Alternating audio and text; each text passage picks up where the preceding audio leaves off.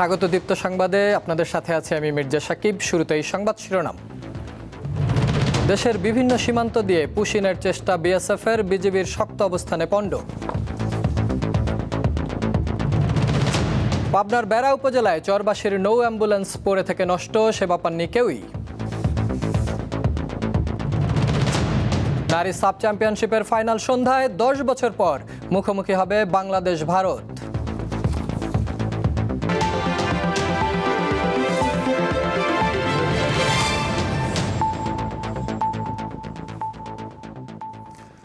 এবারে বিস্তারিত। ভারতীয় সীমান্তরক্ষী বাহিনী বিএসএফের মাধ্যমে অবৈধ পুশিনের আরেকটি চেষ্টা প্রতিহত করেছে বর্ডার গার্ড বাংলাদেশ, বিজিবি। সীমান্তে সর্বোচ্চ সতর্ক অবস্থানে থেকে এই অপচেষ্টা ব্যর্থ করে দেওয়া হয়েছে বলে জানিয়েছে বাহিনীটি। সবশেষ মেহেরপুরের তেঁতুলবাড়িয়া সীমান্ত দিয়ে 6 জনকে পুশিনের চেষ্টা করে বিএসএফ, কিন্তু বর্ডার গার্ড বাংলাদেশ, বিজিবির প্রতিরোধে ওই 6 জন প্রবেশ করতে পারেনি। তারা বর্তমানে কাঁটাতারের বেড়ার পাশে অবস্থান করছেন। এদের মধ্যে 3 জন পুরুষ, 3 জন নারী এবং এক শিশু রয়েছে। এছাড়া শুক্রবার লালমনিরহাটের 3টি সীমান্ত পয়েন্ট দিয়ে 33 জন, নওগাঁয় 17 জন, লালমনিরহাটে 11 ও পঞ্চগড়ে অন্তত 10 জনকে পুশিনের চেষ্টা করে ব্যর্থ হয় বিজিবি।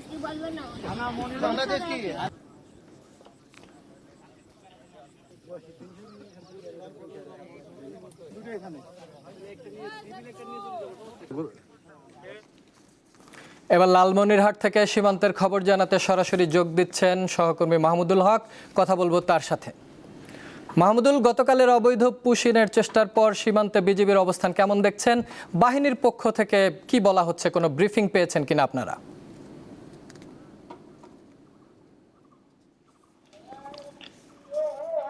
গতকালকে মানে শুক্রবারে যে বিএসএফ এর পক্ষ থেকে যে পুশিনের চেষ্টা করা হয় সেটি গত রাত এবং আজকে ভোরের মধ্যে কিন্তু সেই সন্দেহভাজন ব্যক্তিদের কিন্তু বিজিবির চাপে তাদেরকে সরিয়ে নেওয়া হয়। ভারতের ভূখণ্ডের নিজস্ব জায়গায় তাদেরকে নিয়ে যাওয়া হয় এবং আজকে আমরা সারাদিনে এই ধরনের নতুন করে পুশিনের চেষ্টার কিন্তু কোনো খবর এখন পর্যন্ত আমরা পাইনি, যে কারণে বলা যায় যে আজকে লালমনিরহাটের সীমান্ত পরিস্থিতি মোটামুটি স্বাভাবিক রয়েছে। এবং বিজিবির মিডিয়া সেল থেকে জানানো হয়েছে যে নতুন করে যাতে কোনো পুশিং এর চেষ্টা না হয় এবং পুশিং যদি করা হয় সেক্ষেত্রে বিজিবি তাদের শক্ত অবস্থান রেখেছে, সেটা তথ্য আমাদেরকে জানানো হয়েছে। এবং পুরো লালমনিরহাটের সীমান্ত জুড়ে কিন্তু বিজিবি তাদের অবস্থান শক্তিশালী করেছে। বিশেষ করে যেসব জায়গায় পুশিনের প্রবণতা বেশি রয়েছে সেসব জায়গাগুলোতে বিজিবি কড়া টহল দিচ্ছে। পাশাপাশি স্থানীয় জনগণের সহায়তা নেওয়া হচ্ছে, যাতে কোনো ধরনের তথ্য যদি পাওয়া যায় যে বিএসএফ এর পক্ষ থেকে যদি নতুন করে আবার সাধারণ যেসব নাগরিককে বাংলাদেশে প্রবেশের চেষ্টা করানো হচ্ছে তাদেরকে যদি জড়ো করা হয় সেক্ষেত্রে যাতে দ্রুত তথ্য বিজিবিকে জানানো হয়, সেই ক্ষেত্রে কিন্তু গোয়েন্দা এবং স্থানীয় জনগণের সহায়তা নেওয়া হচ্ছে। এবং গণমাধ্যমকে জানানো হয়েছে যে নতুন করে যদি এরকম কোনো আরো পরিস্থিতি তৈরি হয় সেক্ষেত্রে তারা সর্বোচ্চ চেষ্টা করবে এবং সতর্ক থাকবে যাতে বিএসএফ এই নতুন করে পুশিং এ সফল না হয়। মোট কথা এখন স্বাভাবিক রয়েছে আজকের দিন পর্যন্ত।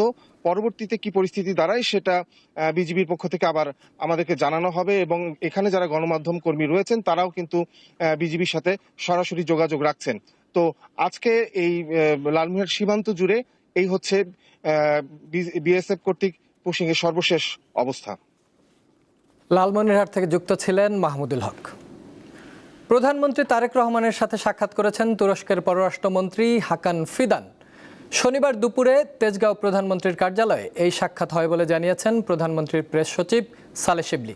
তিনি আরও জানান, বৈঠকে দুই দেশের পারস্পরিক স্বার্থ সংশ্লিষ্ট নানা বিষয়ে আলোচনা হয়েছে। বৈঠকে প্রধানমন্ত্রীর সঙ্গে সাক্ষাতের সময়ে পররাষ্ট্রমন্ত্রী খলিলুর রহমান, প্রধানমন্ত্রীর উপদেষ্টা হুমায়ুন কবির ও পররাষ্ট্র প্রতিমন্ত্রী শামা ওবায়েদ উপস্থিত ছিলেন।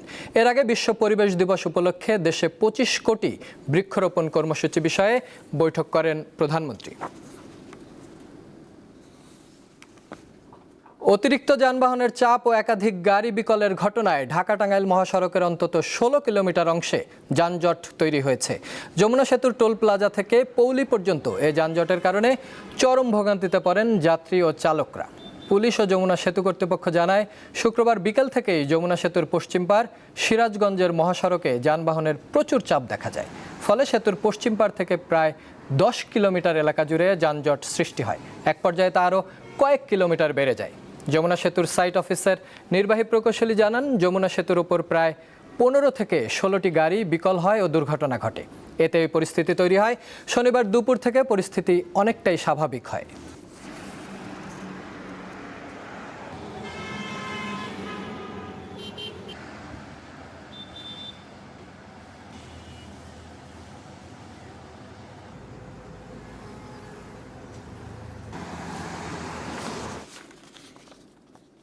দুই সালে পাবনার বেড়া উপজেলার চরবাসীর জন্য একটি নৌ অ্যাম্বুলেন্স দেয় সরকার।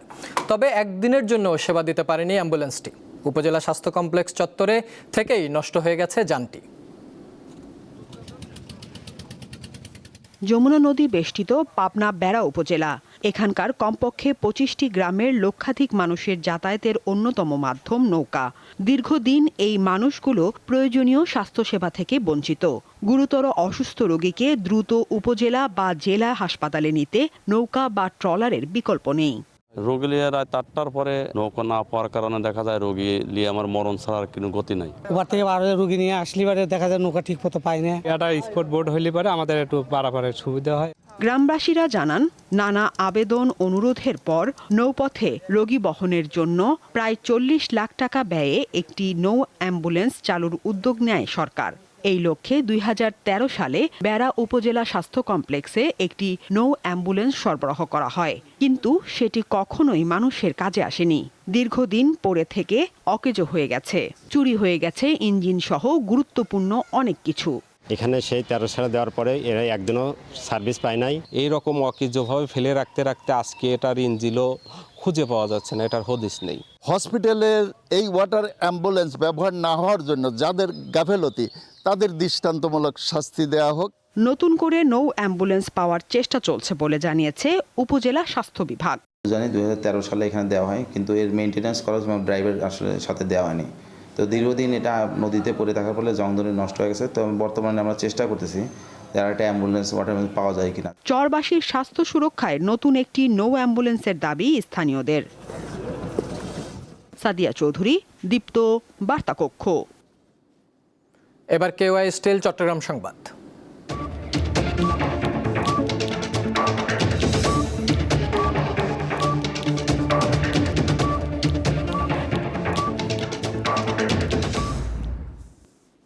স্বাস্থ্য ও পরিবার কল্যাণ মন্ত্রণালয়ের সাম্প্রতিক নোটিশের প্রতিবাদে চট্টগ্রাম মেডিকেল কলেজ হাসপাতালে মানববন্ধন ও সমাবেশ করেছেন ইন্টার্ন চিকিৎসকরা।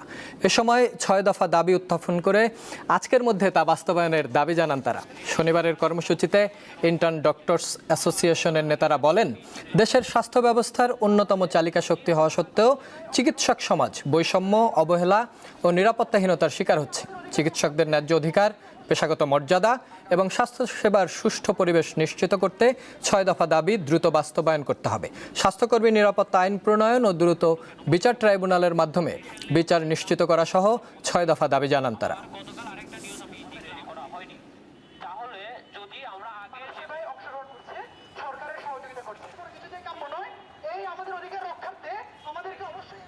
আগামীকাল থেকে মেট্রো রেলের চলাচল রাতে উভয় দিক থেকে 20 মিনিট করে বাড়বে। এই সিদ্ধান্ত নিয়েছে মেট্রো রেল কর্তৃপক্ষ। এই সিদ্ধান্তের ফলে রাতে মতিঝিল থেকে উত্তরার পথে সর্বশেষ ট্রেন ছাড়বে 10:30টায়, আর উত্তরা থেকে সবশেষ ট্রেন ছাড়বে রাত 9:50 মেট্রো রেল কর্তৃপক্ষ জানিয়েছে, রাতে সময় বাড়ানোর লক্ষ্যে গত 1 মাস পরীক্ষা নিরীক্ষা চালানো হয়েছে। রোববার থেকে যাত্রী পরিবহন শুরু হবে। তবে শুরুতে বাড়তি 20 মিনিটে মেট্রো রেল একটি ট্রিপ দেবে, অর্থাৎ একটি ট্রেন মতিঝিলমুখী এবং অন্যটি উত্তরামুখী চলাচল করবে। ফলে এক ট্রেনের সঙ্গে অন্য ট্রেনের মাঝখানে বিরতি থাকবে 10 মিনিটের।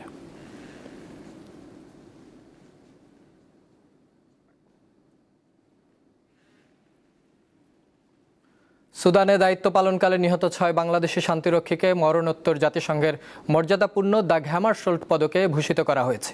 স্থানীয় সময় শুক্রবার নিউ ইয়র্কে জাতিসংঘ সদর দপ্তরে আন্তর্জাতিক জাতিসংঘ শান্তিরক্ষী দিবস উপলক্ষে আয়োজিত এক অনুষ্ঠানে তাদের এ সম্মাননা প্রদান করা হয়। সংস্থার মহাসচিব আন্তোনিও গুতেরেসের নিহত শান্তিরক্ষীদের পদকগুলো জাতিসংঘে বাংলাদেশের স্থায়ী প্রতিনিধি রাষ্ট্রদূত সালাউদ্দিন নোমান চৌধুরীর হাতে তুলে দেন।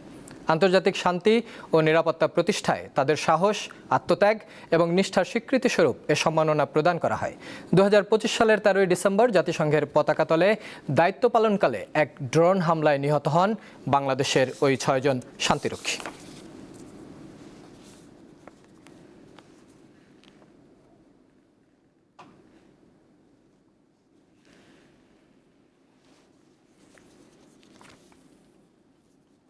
এক সময়ের অপরাজয় নেত্রী এবং পশ্চিমবঙ্গের দীর্ঘদিনের মুখ্যমন্ত্রী মমতা বন্দ্যোপাধ্যায় এখন জীবনের অন্যতম কঠিন রাজনৈতিক সময় পার করছেন। নির্বাচনে পরাজয়ের পর ক্ষমতার মসনদ হারানোর ধাক্কা কাটতে না কাটতেই তার উপর চড়াও হয়েছে আইনি জটিলতা আর দলীয় অভ্যন্তরীণ কোন্দল। বাংলাদেশ থেকে একটা বড় খুনিকে এসটিএফ অ্যারেস্ট করেছিল, জেনে রাখুন। কথায় কথা বাড়ে, ক্রোধে হয় ঝড়, কথা না বাড়িয়ে সখী যাও তবে ঘর। সহজ করে বললে বেশি কথা বা তর্কে জড়ালে ঝগড়া বা অশান্তি বাড়ে। হিসাব ছাড়া কথা বলে এবার বেশ ভালো ঝামেলায় পড়েছেন ভারতের পশ্চিমবঙ্গ রাজ্যের সাবেক মুখ্যমন্ত্রী মমতা বন্দ্যোপাধ্যায়। সম্প্রতি বাংলাদেশের ইনকিলাব মঞ্চের প্রয়াত মুখপাত্র শরীফ ওসমান হাদির হত্যা নিয়ে করেন বিতর্কিত এক মন্তব্য। কাকে দিয়ে খুন করিয়েছিলেন, কার কার নাম বেরিয়েছিল, আজ গভর্নমেন্ট চেঞ্জ হলেও মনে রাখবেন আমি তো সবটাই জানি, আমার হৃদয়টাই একটা কথা ভাণ্ডার। এ ঘটনায় দেশদ্রোহিতার অভিযোগ আনা হয়েছে তৃণমূল নেত্রীর বিরুদ্ধে। পাশাপাশি বিধানসভার নির্বাচনে হেরে লেজে গোবরে অবস্থা তার দলের। বিরোধী দলীয় নেতা নির্বাচনে মমতার কথা শোনেননি তারই দলের বিধায়করা। মমতার পছন্দ শোভনদেব বন্দ্যোপাধ্যায়কে বাদ দিয়ে ঋতব্রত বন্দ্যোপাধ্যায়কে বেছে নিয়েছে তৃণমূল থেকে নির্বাচিত সদস্যরা। এরই মধ্যে স্পিকারের অনুমোদনও পেয়েছেন ঋতব্রত। পশ্চিমবঙ্গ ও ভারতের রাজনীতিতে যে মমতা ছিলেন অগ্নিকন্যা হিসেবে খ্যাত, ক্ষমতা হারানোর পর তিনি এখন নিজ ভূমে পরবাস। ঘরের বাইরে আইনি লড়াই আর ঘরের ভেতর নেতৃত্বের যুদ্ধ, এই দুই ফ্রন্টে একসঙ্গে লড়তে গিয়ে মমতা কতটা ঘুরে দাঁড়াতে পারবেন সেটাই এখন দেখার বিষয়। সাইফুর রহমান শিশির, দীপ্ত বার্তাকক্ষ। নাইজারের উত্তরাঞ্চলে সাহারা মরুভূমির এক প্রত্যন্ত এলাকায় পিপাসায় অন্তত 49 জনের মৃত্যু হয়েছে বলে জানিয়েছে স্থানীয় কর্তৃপক্ষ। মরুভূমির চরম প্রতিকূল পরিবেশে এতগুলো মানুষের মৃত্যুর মধ্যে বেঁচে ফিরেছেন মাত্র 2 জন। তারা মরুভূমির তপ্ত বালুর ওপর দিয়ে বহুদূর পথ হেঁটে লোকালয়ে পৌঁছে কর্তৃপক্ষকে খবর দেন। বিবিসির খবরে বলা হয়, একটি ট্রাকে করে আরোহীরা একটি মুসলিম ধর্মীয় উৎসব শেষে মালি থেকে নিজ দেশে ফিরছিলেন। পথে মরুভূমির এক প্রত্যন্ত এলাকায় ট্রাকটি বিকল হওয়ার পর এক পর্যায়ে পিপাসায় এতগুলো মানুষের মৃত্যু হয়। ইরানের দক্ষিণাঞ্চলের রাডার স্থাপনায় হামলা চালানোর দাবি করেছে যুক্তরাষ্ট্রের সেনাবাহিনী। শুক্রবার এই হামলার কথা জানায় তারা। যুক্তরাষ্ট্রের সেন্ট্রাল কমান্ড এক বিবৃতির বরাতে এএফপি জানিয়েছে, ইরানের 4টি ড্রোন তারা ভূপাতিত করেছে। ড্রোনগুলো হরমুজের দিকে ছোড়া হয়েছিল। পরে গরুক ও কাশেম আইল্যান্ডে উপকূলীয় নজরদারি রাডার স্থাপনায় হামলা চালানো হয়। ইরানের ছোড়া ড্রোন আঞ্চলিক সামুদ্রিক নৌযান চলাচলে হুমকি হয়ে ওঠায় রাডার স্থাপনায় হামলা করা হয়েছে বলে জানিয়েছে যুক্তরাষ্ট্র।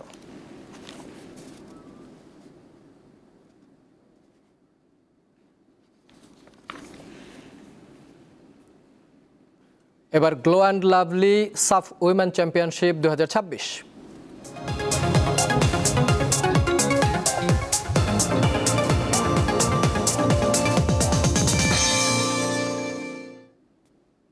10 বছর পর নারী সাব চ্যাম্পিয়নশিপের ফাইনালে বাংলাদেশের মুখোমুখি হচ্ছে ভারত। টানা তৃতীয়বারের মতো শিরোপা জয়ের লক্ষ্যে মাঠে নামবে লাল সবুজের প্রতিনিধিরা। খেলা শুরু সন্ধ্যা 7টায়। এক মাকে হারিয়েছেন কদিন হলো। দেশমাতৃকা দায়বদ্ধতার কারণে শেষবারের মতো দেখা হয়নি মাকে। বুকে পাথর বেঁধে এবার বাংলাদেশকে আরেকটি সম্মান উপহার দেওয়ার লক্ষ্যে অনুশীলনে শিউলি আজিম। মিশন সাফের হ্যাট্রিক শিরোপা জয়। কাজটা অতটা সহজ নয় তা জানা পুরো দলের, তাই বলে তো হাল ছেড়ে দেওয়া যায় না। ভারতের গোয়া রাজ্যে তপ্ত রোদে নিজেদের সেরাটা নিংড়ে খেলার প্রতিজ্ঞা মারিয়া মান্দা, আনিকা, ঋতুপর্ণাদের। আনিকা, ঋতুপর্ণার পাশাপাশি পুরো দলের সবাই সমান, কোনো বিশেষ কেউ নেই। দল হিসেবেই খেলতে চায় মেয়েরা। ম্যাচের 90 মিনিটের প্রতিটা মুহূর্ত কাজে লাগাতে হবে, এটাই আসল বিষয়। গ্রুপ পর্বে 2 ম্যাচ আর সেমিফাইনাল 3 ম্যাচে করা ভুলগুলো শুধরে নেওয়ার শেষ সুযোগ বাংলার নারীদের। বলিম অ্যাথলেটিক স্টেডিয়ামে তাই ভোরবেলায় ঘাম ঝরানোর অনুশীলনটা করে নিয়েছে পিটার বাটলার শিষ্যরা।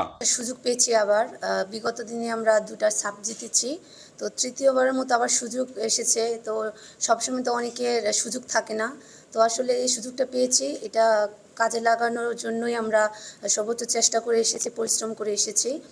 তো অবশ্যই ফাইনাল ম্যাচে যে আমরা যেন দেশবাসীকে কিছু দিতে পারি বা আমাদের খেলাটাও যেন দেখাতে পারি, তো আমাদের সর্বোচ্চ চেষ্টা দিয়ে আমরা ফাইট করব।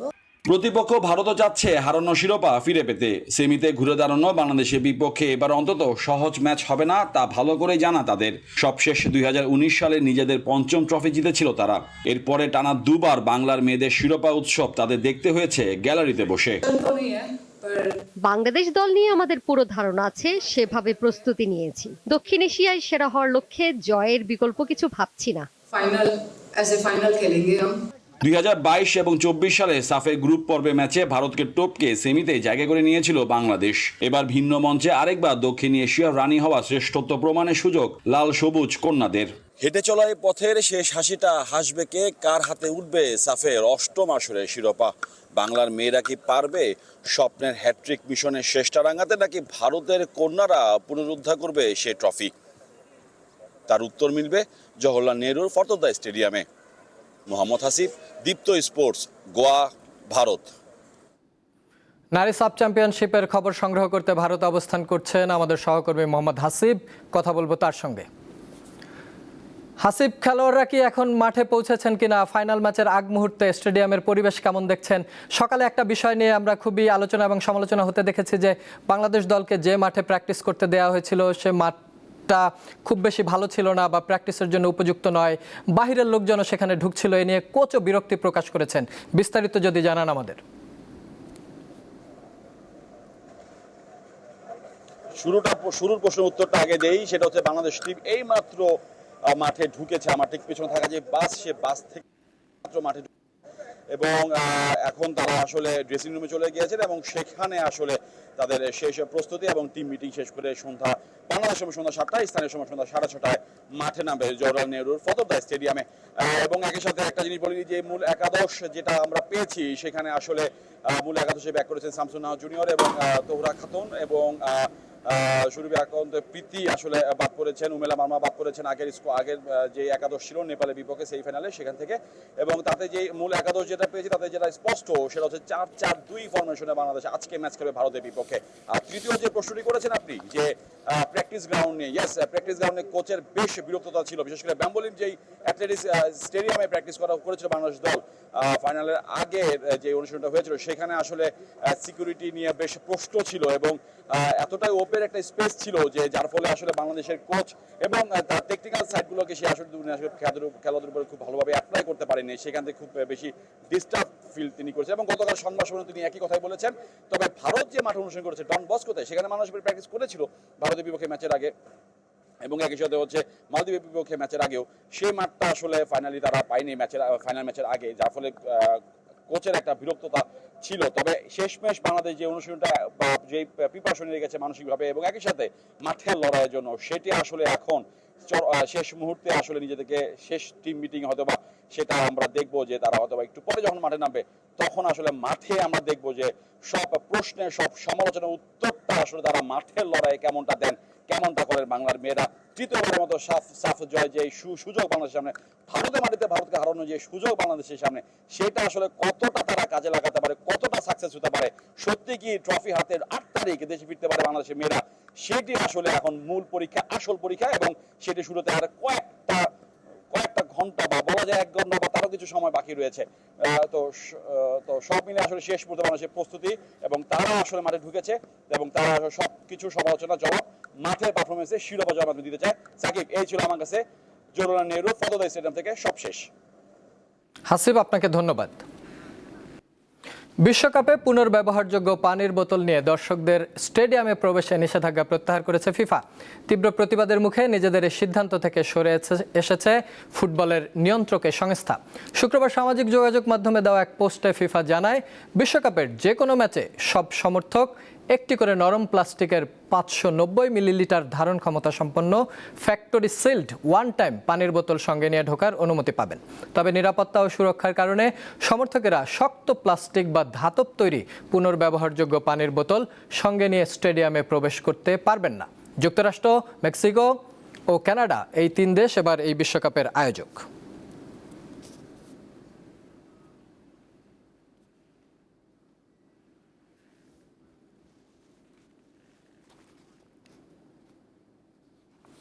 শেষ করব দীপ্ত সংবাদ, যাওয়ার আগে শিরোনামগুলো জানিয়ে দিব আরেকবার। দেশের বিভিন্ন সীমান্ত দিয়ে পুশিনের চেষ্টা বিএসএফের, বিজিবির শক্ত অবস্থানে পণ্ড। পাবনার বেড়া উপজেলায় চরবাসীর নৌ অ্যাম্বুলেন্স পড়ে থেকে নষ্ট, সেবা পাননি কেউই। নারী সাফ চ্যাম্পিয়নশিপের ফাইনাল সন্ধ্যায় 10 বছর পর মুখোমুখি হবে বাংলাদেশ ও ভারত। এই ছিল এখনকার মতো। আমাদের পরবর্তী সংবাদ সন্ধ্যা 6টা 40-এ দেখার আমন্ত্রণ রইল।